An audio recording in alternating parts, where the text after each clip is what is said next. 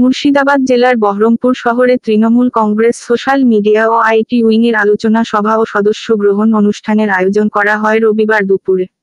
উপস্থিত ছিলেন বহরমপুর মুর্শিদাবাদ সাংগঠনিক জেলা তৃণমূলের সভাপতি, বিধায়ক অপূর্ব সরকার, বিধায়ক হুমায়ুন কবির, ছাত্র পরিষদের রাজ্য সাধারণ সম্পাদক বিশ্বদেব কর্মকার।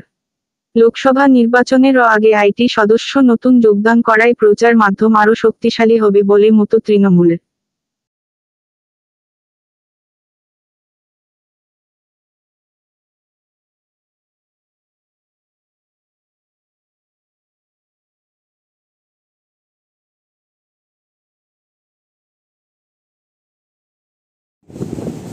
আমি দু একটা ঘটনা বলি।